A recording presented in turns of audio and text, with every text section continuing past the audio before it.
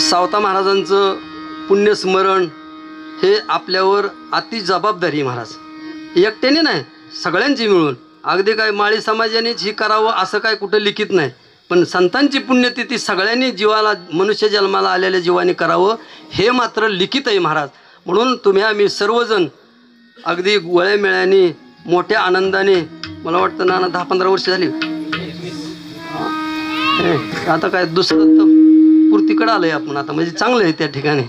ह्याच्यात खंडा पडणार नाही, चंद्र सूर्य आहे तोपर्यंत भगवंताने सगळ्यांना सद्बुद्धी द्यावी, ही अतिशय जोमाने चालत राहावं. सावता महाराजांचं महाराज थोडंसं अल्पचरित्र पाहता गेलं माझ्या बुद्धीच्या तर आपण महाराज सांगली जिल्ह्यात मिरज हे एक गाव आहे, ते पूर्वी वतन होतं. आणि थोडं आता लक्ष देऊन ऐका, कारण ज्याच्यासाठी आपण थांबलो तेही त्या ठिकाणी पाहुण्याची बैल पेरायला आणायची आणि वैरण घालून महागारी द्यायची नाही उपयोगाचं. आता वैरण नाही घेणार, बाग विठ्ठला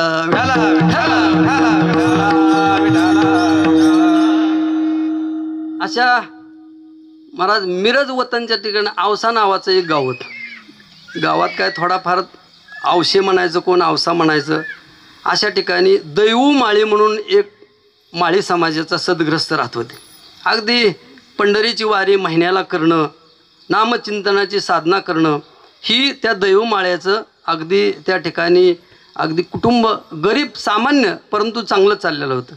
कर्मधर्म संयोगाने महाराज त्यांना 2 मुलं झाली, एक परसोबा आणि एक डोंगरोजी, अशी 2 मुलं झाली. मुलं लहानाची मोठी झाली. एक वेळेस त्यांनी वारीला जाताना परसोबाला बरोबर नेलं, दैवमाळ्यांनी परसोबाला बरोबर नेलं. पंढरी चंद्रभागे स्नान प्रदक्षिणा केली, पांडुरंगाचं दर्शन घेतलं आणि पांडुरंगाच्या रावळातच आपल्या जवळची पताका त्या परसोबाच्या खांद्यावर दैवमाळ्यांनी दिली आणि सांगितलं की आता वारी ही कायमस्वरूपी करायची. मला आता होत नाही, वय झालं, आता माझ्यानंतर तुम्ही वारी करायची. आता महाराज वय झाल्यावर तो परिस्थिती राहते आणि परत त्या परसोबाला घेऊन दैवमाळी आपल्या औसा गावामध्ये आलेलं इथं. आणि काय थोडा कालावधी गेला आणि कर्मधर्म संयोगाने परकीयाचं आक्रमण झालं. त्या आक्रमणामध्ये महाराज लुटारूपणा जास्त झाला. त्यात कोणाची घरातलं त्या ठिकाणी सामान धनधान्य पैसा अडका सोनं नाणं लुटायला सुरुवात केली, घरं पेटवायला सुरुवात केली, गुरं सोडून दिली. असं बरंच आपत्तिकाळ माणसं माणसात राहणं असला प्रकार झाला. आणि त्यामध्ये ह्या दैवमाळेला घेऊन परसोजी आणि डोंगरोजी आता रस्ता दिसल तिकडं माणसं धावायला लागले. त्यामध्ये हा डोंगरोजी यांचा एक मुलगा जी दैवमाळेचा होता तो कुठे गेला त्या ठिकाणी काय पुन्हा त्याचा तपास लागला नाही. महाराज जसं तुकोबारायांचं थोरलं बंधू सावजी कुठं गेलं ते पुन्हा त्या ठिकाणी कुठं ग्रंथामध्ये किंवा कुणा इतिहासकारांना त्यांचा शोध लागला नाही, तसं ह्या दैवमाळाचा डोंगरोजी मुलगा कुठं गेला त्याचा काही तपास लागला नाही. आणि परसोजीनी आपल्या आईवडिलांना घेतलं आणि मजल दर मजल करत सोलापूर जिल्ह्यातलं आरण या ठिकाणी आलं. आता कर्मधर्म संयोगाने वय परतवे आणि हे असणारं दैवमाळी संपलं, त्यांची मंडळी संपली आणि हे असणारा परसोजी एकटाच त्या ठिकाणी राहिले. आता ते एकटा माणूस त्यावेळेसच त्याचं लग्न करून नांगेताबाईबरोबर दिलेलं होतं दैवमाळ्यांनी.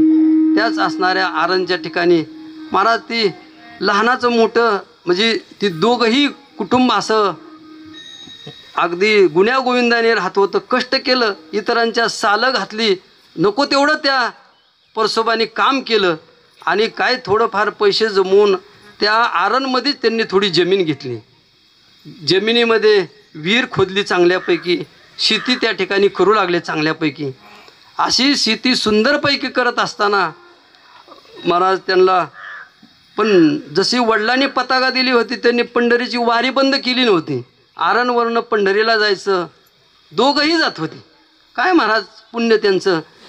आणि लग्न होऊन काय बरेच दिवस झाल्यानंतर काय पोटी संतान नाही म्हणून त्या परसोजीनी आणि असणाऱ्या नांगितांनी भगवान परमात्म्याकडे एक याचना केली, आम्हाला एखादं संतान असा मुलगा द्या की जेणेकरून तुमचा भक्त असेल, आईवडिलांचा सांभाळ पूर्वजांचा उद्धार करणारा असा या ठिकाणी मुलगा अशी मागणी मागितली. महाराज मागणी कुणी कुणाजवळ मागावी ह्यालाही त्या ठिकाणी फार मोठं, कुणी कुणाला दिवसभर काम केलेला माणूसच मालकाला पैसे मागतो का? रस्त्याने जाणारा म्हणतो द्या 100 रुपये. हां, तसं ज्यांनी अखंड सेवा केली त्यांनी त्या ठिकाणी मागण्याचा अधिकार म्हणून भगवान परमात्म्याला याचना केली.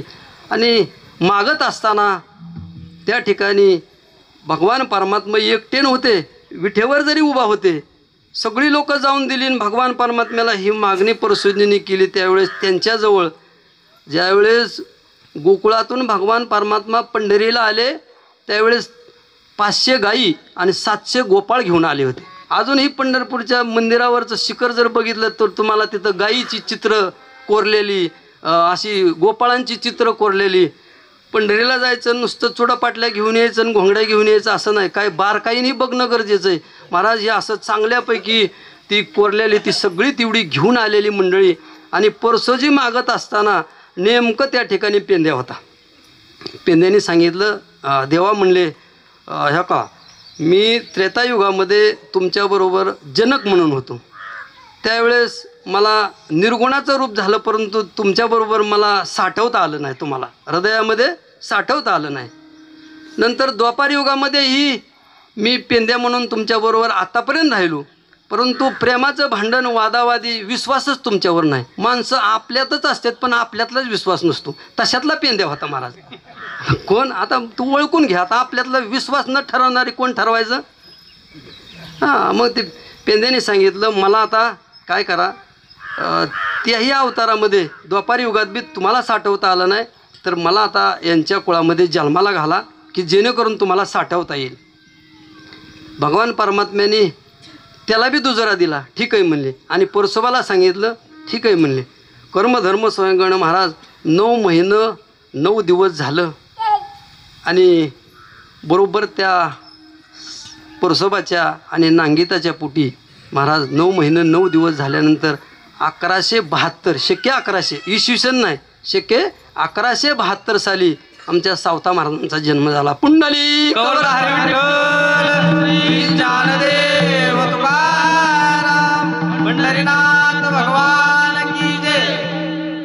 आता महाराज जन्म झाल्यावर काय त्यांना आता आनंद, पोटी संतान झाल्यानंतर कुणा आईवडिलांना आनंद होत नाही, सगळ्यांना आनंद झाला. 1 2 4 दिवस झालं, 12 दिवस झालं.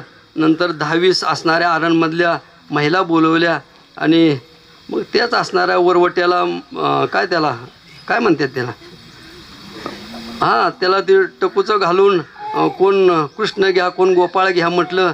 आणि ही सावळ्या कलरचं असणारं सावता महाराज यांचं नाव त्या ठिकाणी सावता म्हणून कुर करून घोगऱ्या त्या ठिकाणी एक आत्या मानून आपलं त्याला नाव सावता महाराज म्हणून ठेवलं. आता महाराज ही लहान असताना आता एक अवताराचं एका संतांचा महाराज आनंदी प्रफुल्लित असायचं, असं ऊसाच्या पेऱ्यासारखं पाय होतं महाराजांचं. तेज बघितलं तर अगदी सुंदरपैकी तेज होतं. आता ही दोघंच नवरा बायको दिवसभर बी महाराज शेतामध्ये काम करायचे. आता घरी कोण मुलगा सांभाळायला नाही, ह्याला घ्यायचं आणि शेतात काम करायचं, तिथं गुंगडीवर ह्याला टाकायचं आणि आईने जवळपास काम करायचं. महाराज ही आई बी भजन करायची आणि ही परशुबा बी त्या ठिकाणी सारखं भजन चालू असायचं, देवाचं नाव कामामध्ये काम, काही म्हणा राम राम, सारखं नामचिंतन चालू असायचं. पांडुरंग हरी पांडुरंग हरी. मग ही बी थोडंसं मोठं झालं, ह्यांना नीट म्हणायला येत ना, ही पांडुरंग हली म्हणायचं. काय म्हणायचं? पांडुरंग हली पांडुरंग हली पांडुरंग हली. तिकडं पांडुरंग हरी म्हणलं की ह्यांनी सावता महाराजांनी पांडुरंग हली म्हणायचं. ही नामचिंतन कधी चालू झालं हे कळतच नाही. आता आपल्यात आता घोडमी झाली तरी पांडुरंग हरी म्हणलं तरी ती म्हणतो आपलं काम नाही म्हणतो. महाराज ही लहानपणापासूनच त्या ठिकाणी बीज रोवल्या गेलं आणि लहानाचं मोठं झाल्यानंतर ही सावता महाराज आरणमध्येच शाळेत जाऊ लागलं. काय थोडीफार शाळा शिकलं आणि आपल्या आईवडिलांना शेतातलं काम त्या ठिकाणी करू लागलं. आता हाताखाली खोरणं आल्यावर जरा मदत झाली. काय शेतातलं निघल ती तुम्हाला सांगतो ती त्या आरणमध्ये बाजारात विकायला बी बसू लागलं. पोरगा चांगला कष्टाळू आहे, ही शेजारच्या गावाला सुद्धा कळतं महाराज. उदबत्ती लावल्यावर वास येतो ही सांगायची गरज नाही, पण ती उदबत्ती सुवासिक असावा, ठसका येणारी नसावा. ही काय ठसका येणारी उदबत्ती नव्हती. सावता महाराज सुवासिक नामचिंतन अधिक चांगल्या कुळात जन्माला आलेलं होतं. महाराज या जवळच आरणबिंडी गाव होतं. तिथं भानवसे नावाचं एक कुटुंब होतं आणि त्यांच्यात एक मुलगी जाना म्हणून ती उपवर झाली होती. इकडं सावता महाराज ही मोठे झालेले होते. परसोबाने आणि नांगेताने विचार केला, आपला सावता मोठा झाला आहे, आता एकाचं दोन करावं आणि आपण आता थोडंसं ह्याच्यातनं आलिप्त व्हावं.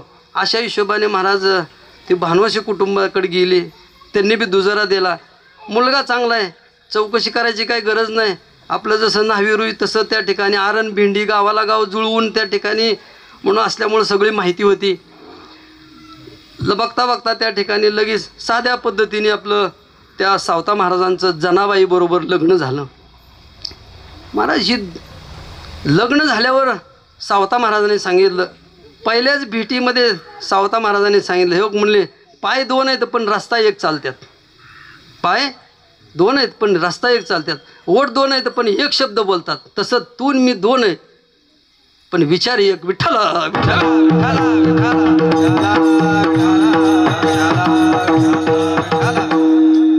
असणारी जनाई महाराज चांगल्या शुद्ध आचार विचारातली होती. तिने दुजरा दिला सावता महाराजांना आणि घरामध्ये प्रपंच त्या ठिकाणी करू लागले. आता परसोबा आणि नांगेता ही सावता महाराजांचे आईवडील हळूहळू वयपर्वते त्या ठिकाणी थोडेसं थकले गेली आणि एक दिवशी ते म्हणले आता नांगेता आजारी पडली.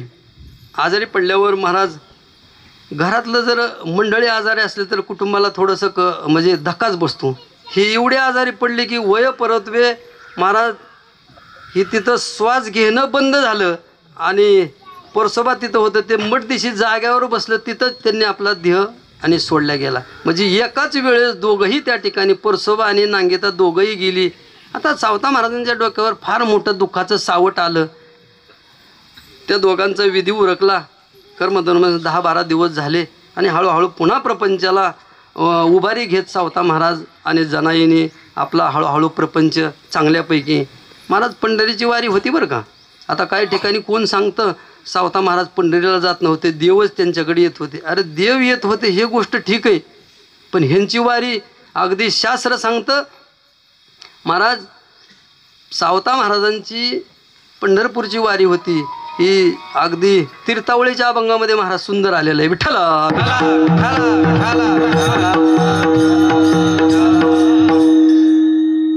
तीर्थावळीमध्ये असं झालेलं आहे की नामदेव महाराज पंढरपूर क्षेत्रात राहणार.